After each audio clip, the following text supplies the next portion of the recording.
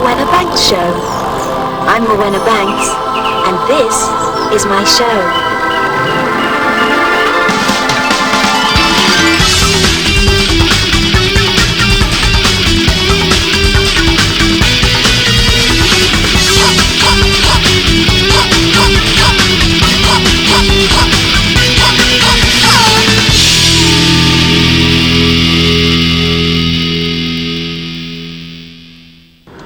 Happy Christmas! Yes, hello and happy Christmas to everyone in Britain. And please, as you enjoy your Christmas dinner, do spare a thought for the peacekeeping forces here in the mountainous region of Sri Lanka. They're in very good spirits, but today is a working day for them, and some of the boys here would like to send some personal messages to their loved ones. Now, Mikey, what's your name? Mikey. And what's your message, Mikey? Alright, yeah. I just want to say, Linda, Merry Christmas, love. I'm okay, but I'm missing you a lot, and I'm really looking forward to the time when I'll be coming home to see you. Cheers. Yeah, and can I just add that he really does miss you, Linda. He does, because in the van earlier on, he sometimes cried out your name instead of mine. You're a lucky girl. Oh, you've got a lovely big side prime army beef here, Linda. Certainly enough to share a bit, eh? Now, what about you? Would you like to send a message to your loved one, Mr. Hairy Belly Button? How about you then, darling? Yours is, Karen, isn't it? I remember from that tattoo. Well, the soldiers seem to have dried up here. Not for long, I hope. This is Ruth Lassie in Sri Lanka, enjoying her plum pudding. Yeah.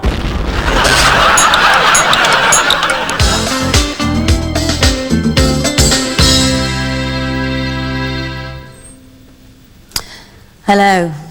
As a doctor, I get a lot of letters about feminine flatulence.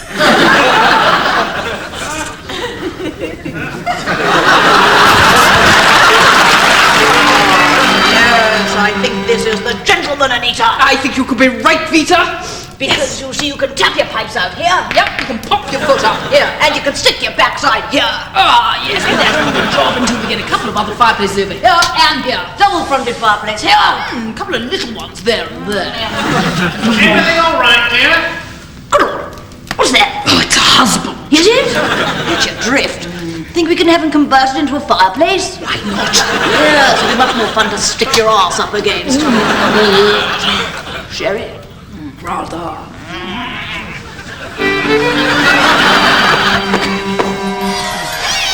Stop it! The thing is, you see, we don't believe in physical chastisement, do we, darling? No. Even when Odin and Aroma got the garden shears and cut off Duncan's father's beard while he was asleep, all I could do was sit down and explain as carefully and politely as I could to Malcolm that in our house there is no such thing as a smacking offence. But would Duncan's father listen? No, he would not. He insisted that if I wasn't going to spank them, the very idea, then he'd jolly well do it himself. Well, you see the quandary I was in. But as I saw it, there was only one course of action open to me. So that's what I did. I called the police and had him charged with child abuse. And I think it's sad for Odin and Aroma to have to grow up not knowing one of their grandparents, and I'm sorry that there was all that hoo-ha in the papers, and that Malcolm lost his job and was kicked out of the bowls club, and had to move to Scotland and live under an assumed name. But what can you do?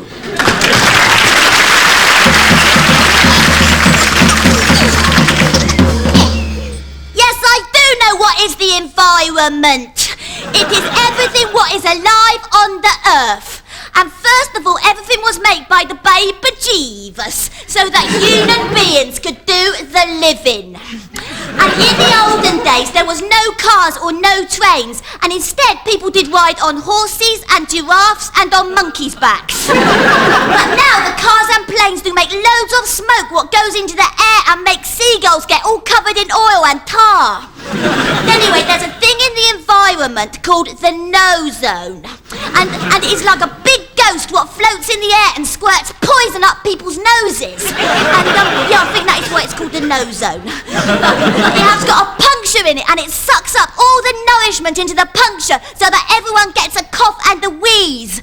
And the police and the fire brigade are trying to catch the no-zone in a big net so that they can mend it and so that people will not have a chesty cough anymore. And also in the environment there are lots of forests made of rain, and we must not chop them down, for then there will be no more showers and the grass will not grow and we will shrivel up like poor babies in Africa and only have flies and mud to eat. And another thing we must never do is catch a whale on a penknife, or give a dog a cigarette or pipe to smoke, or take a seal into a club. Like brownies or gymnastics club, yeah. And also in the environment, when you grow up and your armpits go all pongy, then you must put perfume on them called a rollover. You must use the bad spray out of a can, what is called a hairy arsehole. That is what is the environment. It is, it's true.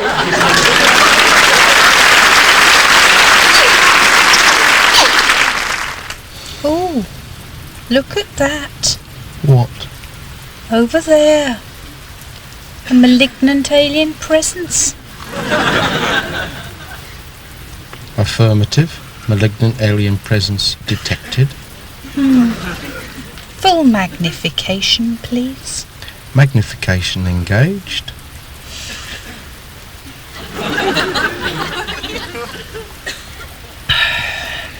Open hailing frequencies. Hailing frequencies open. Please state your star code and destination. No response. Shall I check it through the computer? If you would, dear.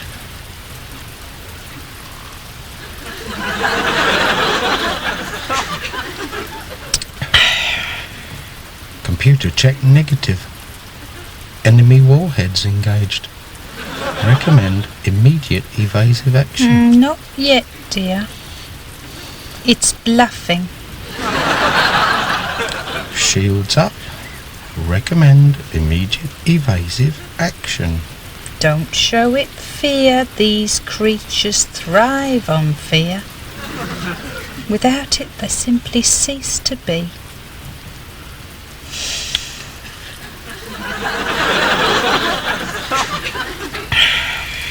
Quick. Now, before you kill us all. Hold tight, everyone.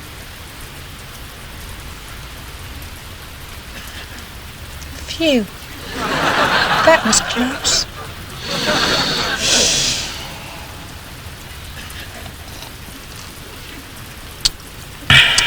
You appear to have saved our lives, despite your actions being illogical. Sometimes instinct is more important than logic. Prepare for maximum thrust. Warp factor 11? If you would, dear. Hey, good looking Mr. Johnny Big Buns. You wanna play grown up? Me so horny?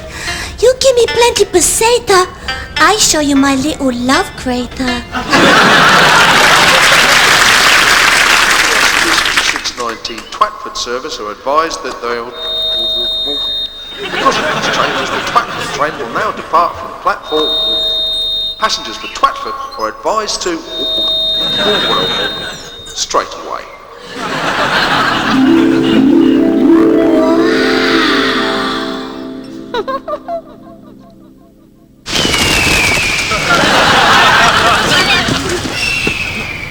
This is just an ordinary British wood. Not much to excite the taste buds here. Or so you'd think. So, woods. So what do woods mean? Food. Even here, at the edge of this wood, we're surrounded by food. Look at those cows over there. Now, if I was to trap and kill one of those cows, there's all sorts of parts of it we could eat. There's braising steak, mince, Jeff, there's black pudding, there's fillet steak. We are not stealing a cow. No, not stealing. No, we're simply using what Mother Nature has provided for us here. But Jeff, it's Those not cows. even in the woods, it's in a field, and it's theft. Look, I want to eat meat, right? Right, I've been in this wood for 3 months, eating all the shrubs and the weeds and everything. Yes, yes. And now, I'm very hungry. Well, look, Jeff, if you're very, very hungry, there's some earwigs down there. You could eat earwigs. Tuck in earwig pie. Go on, Jeff, they're getting away. Cow meat! Jeff! Jeff!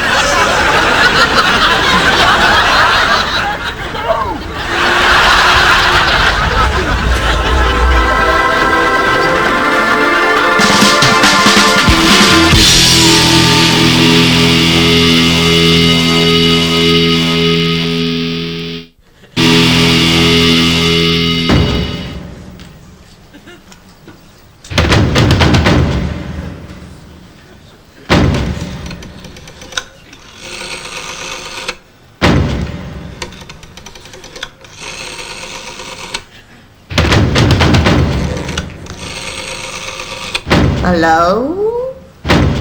Is that the police station? I've witnessed an assault today and I'd like to make a statement to the police.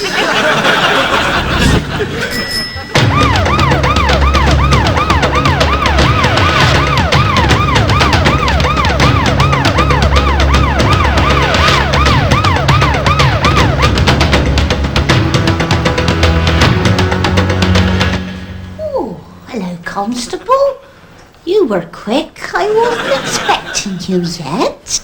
I've taken not to wearing my vest. It makes a big difference, I can tell you.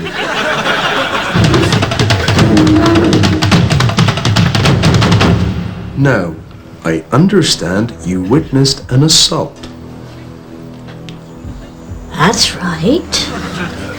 Calm down, Mrs. Fletcher. There's no need for hysterics. Now, tell me what happened. Well, there were these two fellas, and they were attacking this other fella. Do you think you'd recognize them again? I should say they were both identically dressed. Same sort of outfit as you, actually. Now, just because I make my own accessories doesn't mean I can't be fashionable. It might come as a surprise to you that I cut my own hair and make all my own fashion apparatus. And I'm told by several close acquaintances that they look just as stylish as many of the apparel in top medical magazines. Now today I'm going to show you how to make your own pair of modern sunglasses. And to provide the musical accompaniment, please welcome my young nephew, Newton, and his keyboard.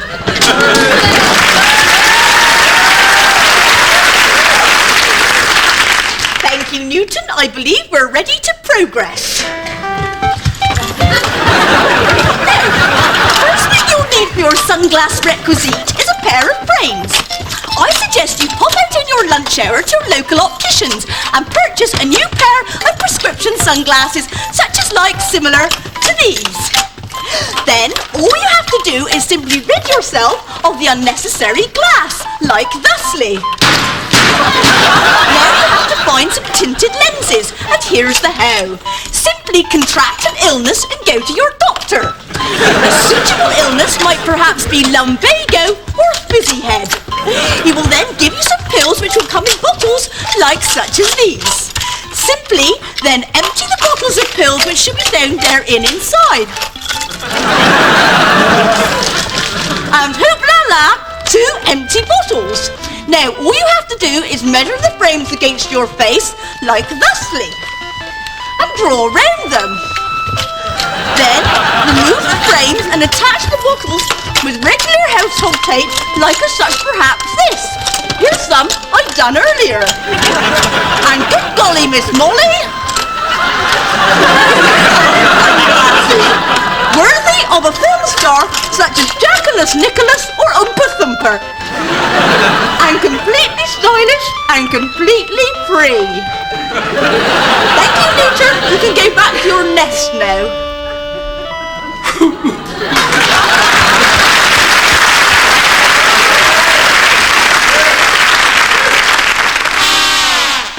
Previously on Police Drama. I've witnessed an assault Today, there were these two fellas, and they were attacking this other fella. Were they wearing vests? I didn't get any sense of them wearing vests, no. Could you describe the victim? Yes, he was the one being attacked. Could you describe what he was wearing? Yes, I could. When? No. He was wearing a stripy t-shirt and carrying a big sack. And that's when the assault took place. They dragged him away. Poor thing was terrified. I better let the inspector know right away.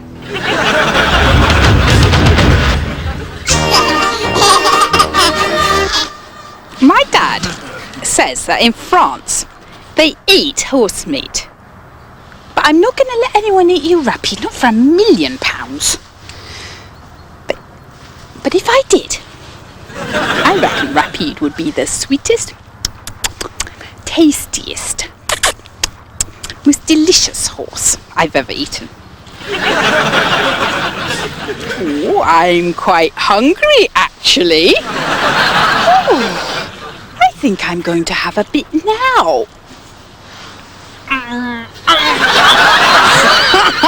You can't take a joke.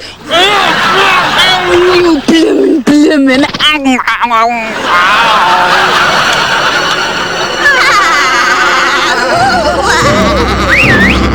Is that you, Elsie and Maisie? You, it's Big Ned. What are you laughing at? The fog, it always makes us laugh. You laughing at the fog? Yeah, fog's funny when you look at it. Oh, yeah, see what you mean. It is quite amusing, isn't it? Here, cool blimey. Look at that bit of fog over there. Hello. What's going on here, then? We're laughing at the fog, officer. Oh, not a bleeding fog again. What's the matter with you lot? Can you think about anything apart from the fog? He said fog. He can't see the joke. I can't see anything in this bloody fog. Bloody fog. Bloody fog.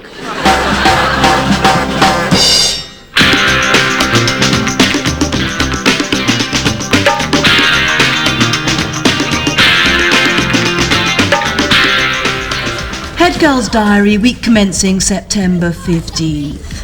Headmistress still in psychiatric care, but rest of school now back from summer holes and VV excited.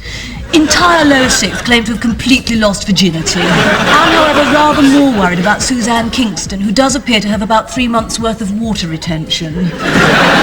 Suzanne, who isn't the brightest of girls, went to stay on her uncle's farm this vac and came back in a state of shock after seeing a horses member. Apparently, she phoned the RSPCA believing that someone had cruelly attached a knotted oak broomstick to the pony's camel. So I'm a little concerned about her friendship with her uncle's farmhand Tuck, who she claims taught her her new game called Hide the Pork. Sally Phipps went backpacking round the Lake District with a crusty called Tree Man and tried marijuana. She said it made her feel really happy and tingly and discovered that injecting it was much more fun than smoking it. I must confess to having my own first experience with Guy Miller, which I found rather painful and mucky. Wonder if folk remedy involving cold porridge and gusset as natural contraceptive could possibly be inaccurate. Note to myself, try taking pants off during intercourse next time and boil porridge for extra 10 minutes. Must go now, as I have to take third form geography lesson as a result of Miss Shepherd taking overdose again at prospective new term. Signed and dated, Hilary Clarkson. Oi, catch this, twatty.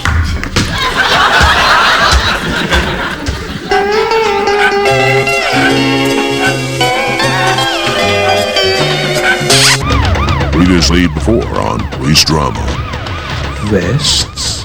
Poor thing was terrified. I better let the inspector know right away. You haven't got a pigeon, have you? No, but I have got a chicken in the fridge. Oh, that's very nice. I missed lunch in the rush to get down here. But how will I let the inspector know about the incident you witnessed? You could use the telephone if you wanted. That's a good idea. I better just warn the station I'm gonna give them a call.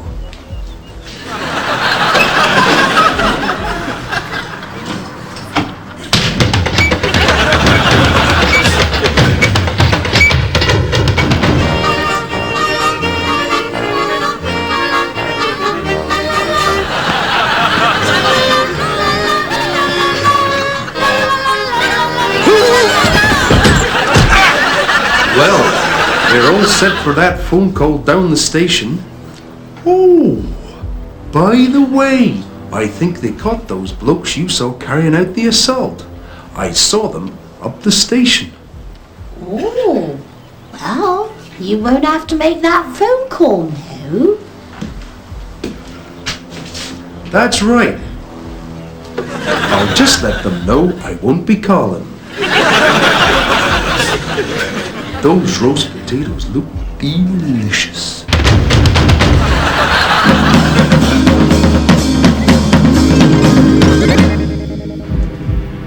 Okay, Tramp Street, now when the preacher gets here, you be real nice and don't ask him how the butthole he is, and don't show him dirty pictures of your mama again. Just shut your mouth like someone died. Are you listening to me, Tramp Street? Shut up, Tammy Ray. I ain't a moron. Tammy Ray? Krampus? Preacher, how the horse's ass are you? Happy on a jar of jelly and a whorehouse, boy. Okay, now let's get going before some piece of redneck trash steals my truck. Do you, Trampus Root, take this woman? Oh, no, preacher, I've written my very own wedding vows I'd like to say my darling husband to be. Holy guacamole, hurry up, woman. I got Mexicans to whoop. Oh, okay, preacher, so here are my wedding vows by Tammy Ray Lard. 7th time lucky. Okay, I do pledge to love Tramp Street forever and ever, amen, as long as he quits doing that noise he does with his nose like this. Yeah, sure, baby. I'll vow to do that if you just vow not to chuck up in the homemade clam chowder. I do not puke in clam chowder. Well, it sure as hell tastes like it. Y'all better do that if you found out to shit in the shower no more.